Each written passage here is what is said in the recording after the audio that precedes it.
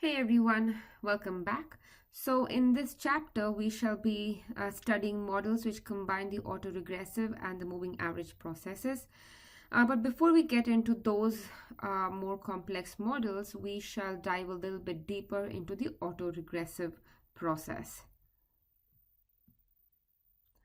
So we'll start by looking at the backshift operator. So a backshift operator is basically, so it's denoted by this letter B, capital B. So B of xt is just xt minus 1. So it shifts the time point of the process by 1 unit. So we can also define power of this operator. So B square of xt is just basically implementing this operator 2 times on xt. So B of xt, which is basically xt minus 2. So we can just think of it. So b raised to 3 of xt will be xt minus 3, and so on and so forth. So that is the backshift operator. So let's see if its inverse makes sense. So inverse of this backshift operator is denoted as b raised to minus 1. So remember, this is just a notation, right? So how is it defined? So if we implement b inverse b on xt, the output is xt itself, right? So this is similar to the matrix inverse definition. So basically what we have is xt, right, is b inverse b of xt. So this is just the idea of how we would define an inverse. And we know that b of xt is xt minus 1, right? So what we have is xt is b inverse xt minus 1.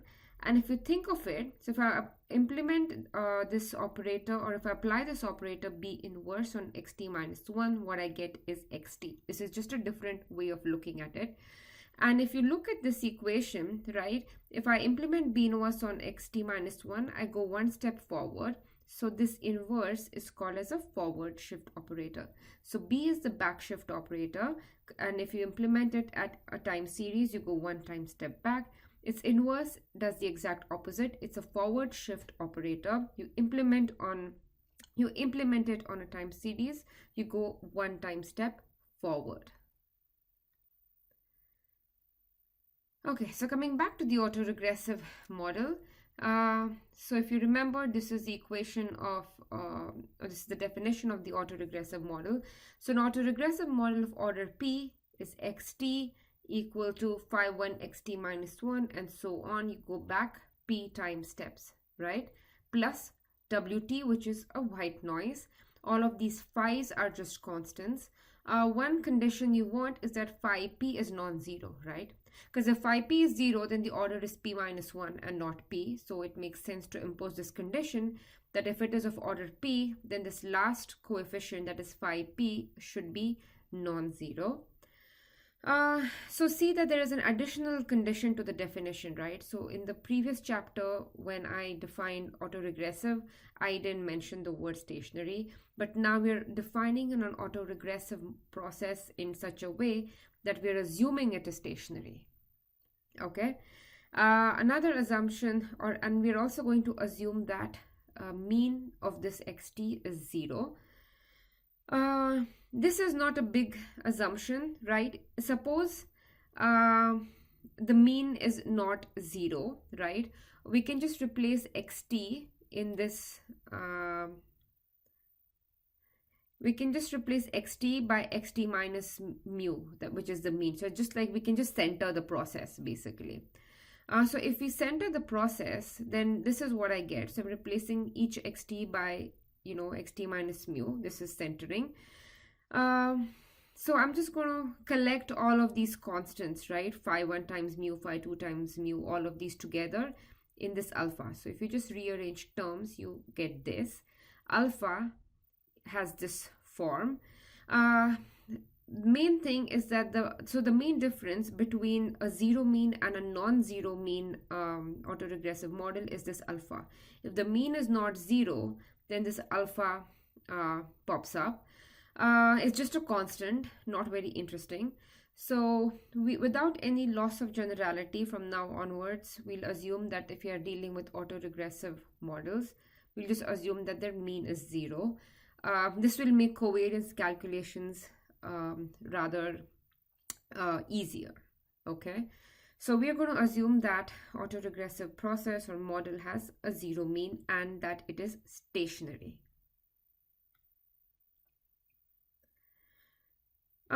So we can reframe or rephrase this autoregressive model by using the backshift operator. It's just a more a concise way of writing the formula. So this is the autoregressive model of order P. So all I'm doing is I'm taking all of these terms with x's and putting it on the left hand side. So this is what we get. And now remember, xt minus 1 is just backshift operator is just b of xt. Xt minus 2 is basically b square of xt, right? So all of these xt minus 2 can be written in terms of this backshift operator. And now I can just kind of pull this xt occurs in each of these terms. I can pull that out and I can rewrite it this way. So this is basically xt minus phi 1 b of xt minus phi 2 b squared implemented on xt, okay? So we're not exactly doing any multiplications here. We are just pulling this xt out. We're just basically rewriting the expression, okay? So this entire term here is represented in this way, okay? This is just a representation of this entire term. And this phi b is now called as the backshift operator. You see, this is a much shorter expression to write than this.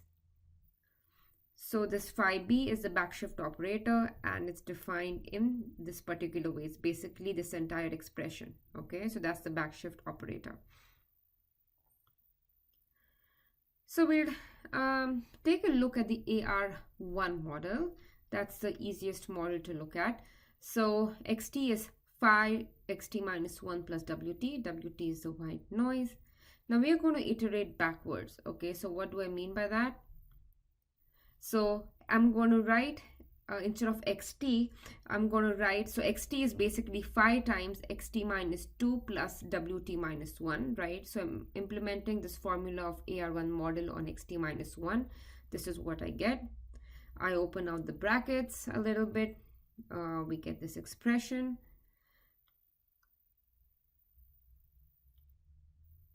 So next, again, if I see an xt minus, if I see an x, I'm going to use the formula for this AR1 model.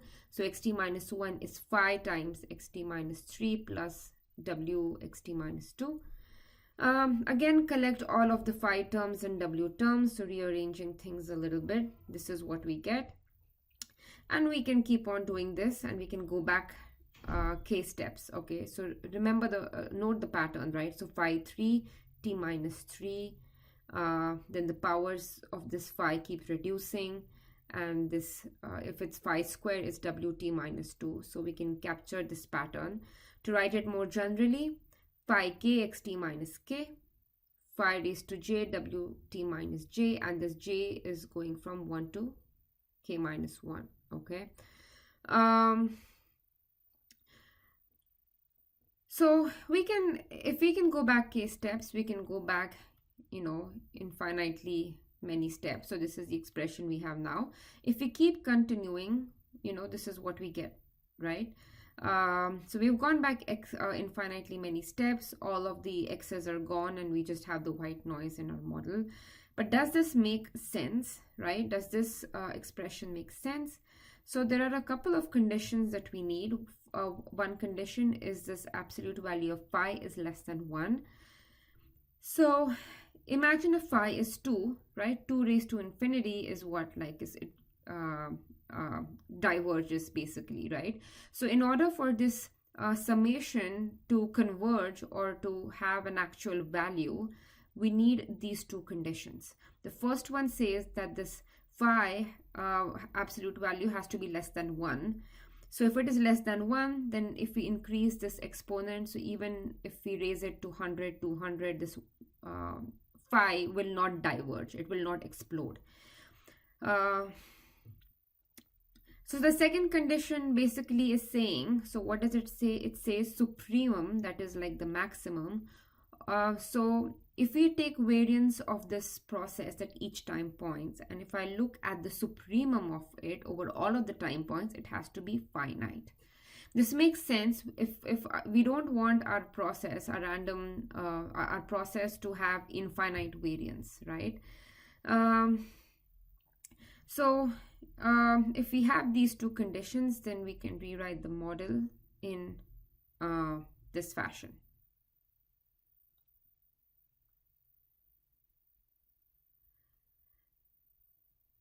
So next we'll take a look at the variance of AR1 model. But before we continue, so we can use this expression. This can be useful while simulating, while doing variance covariance calculations.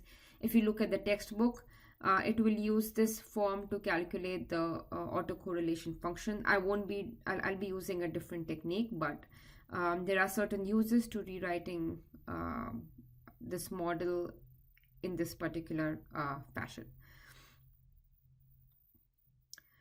Okay, so variance of this model. So variance of xt is basically xt is equal to this, so it's variance of this thing. Basic rules of variance: phi square variance of xt minus 1 plus variance of wt is sigma square. Now remember that we are assuming xt is stationary. So I'm going to use this assumption of stationarity to calculate the variance. So if xt is stationary, that means variance of xt and xt minus 1, it's the same. And remember, a notation for variance is the same as gamma 0, right? So gamma 0 is nothing but the variance. So with this in mind, we get this is just gamma 0, phi square gamma 0 plus sigma square. And then if you just rearrange the terms, you get this formula for the variance. Okay. So next we should take a look at the covariance of the model. So covariance, remember this is stationary, so we only look at the lags. So if we look at lag k, right? So that's basically covariance between xt minus k and xt. This is xt. And what I'm going to do is I'm going to multiply both the sides by xt minus k. And then take expectations. So what we get is xt times xt minus k, again xt minus 1 times xt minus k, and wt times xt minus k. Take expectations. Remember, we are assuming that the mean is 0. Okay, therefore these expectation of this times this is the same as covariance of xt and xt minus k. So this value here, because the mean is 0, is the same as covariance between xt and xt minus k. So because of stationarity, this is basically gamma k, right? This is again going to be gamma k minus 1. That's the lag between these two variables. And this is 0, okay?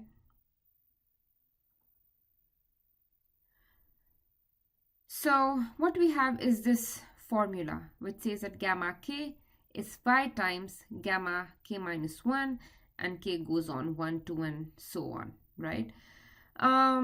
So this is kind of a recursive formula. So what do I mean by recursive? You'll see in a minute. So let's try to plug in k is equal to 1. So k is equal to 1 is basically phi times gamma 0, which is, so we calculated the variance in the previous part and we get this. So basically now I use the fact that gamma 0 has this particular formula to get gamma 1. So then I'm going to use gamma 1 to get the value of gamma 2, and so on and so forth. So you can see we are using the values of lag k to get the covariance at lag k plus 1. So that's the recursive part of it, okay?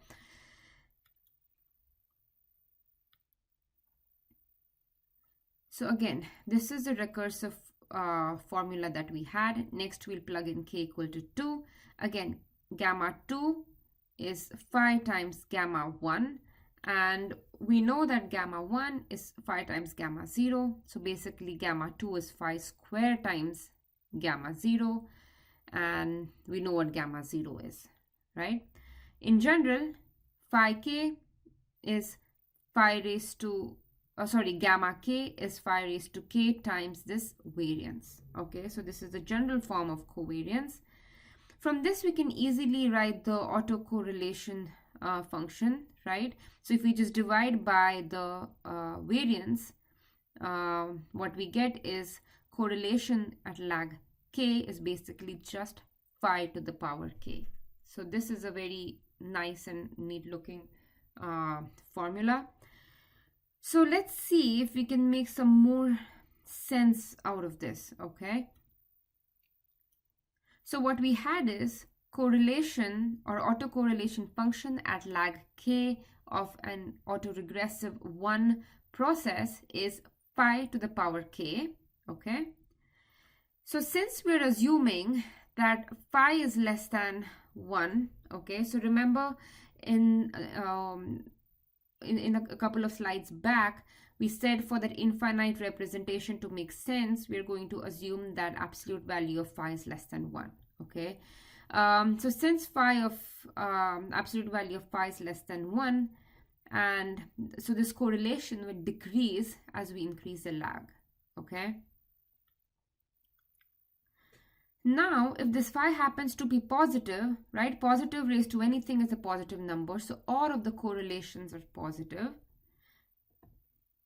So think about this. So if you're plotting the ACF of AR1 model, right, so your graph, right, the graph will keep on decreasing as the number of lags increases. That's the first one. And if your phi is positive, then all of the correlations will be positive. So all of those lines in the ACF plot will be, you know, on the top part. And if your phi is negative number, then row 1 will be negative, right? Negative number raised to 1 is negative. Row 2, negative number squared is positive. So basically the signs of all of the correlations will alternate.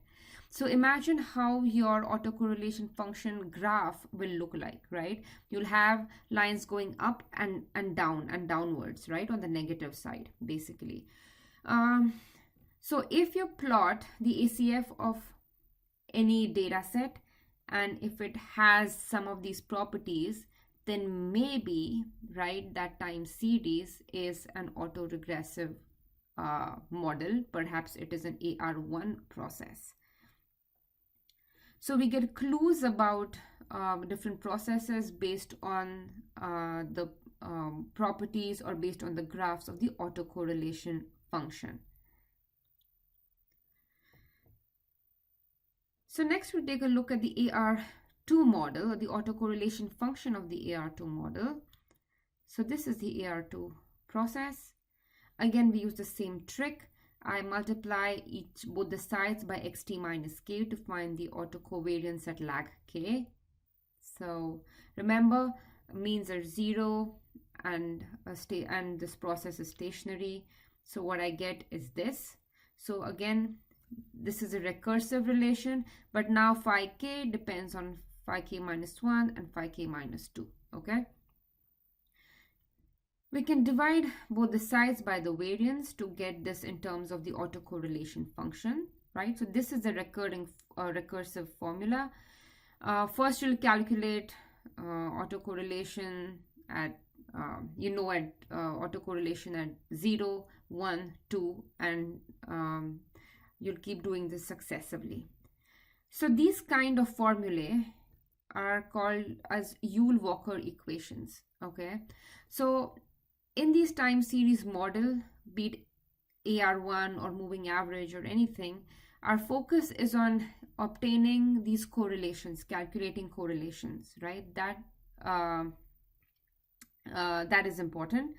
And Yule-Walker equations And there are different ways of doing that, and one of the way is Walker equations, and this gives you a bit of insight into these equations. Okay,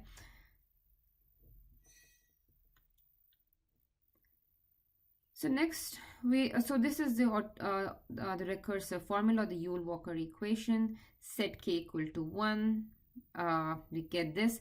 Remember that rho of -1 is the same as rho of 1, right? So by plugging this in and rearranging things a bit, we get the formula of the correlation at lag 1. So if we set k equal to 2 and juggle things around a little bit, we get correlation at lag 2. It's a good idea to actually do these calculations on your own and make sure that you're getting these expressions.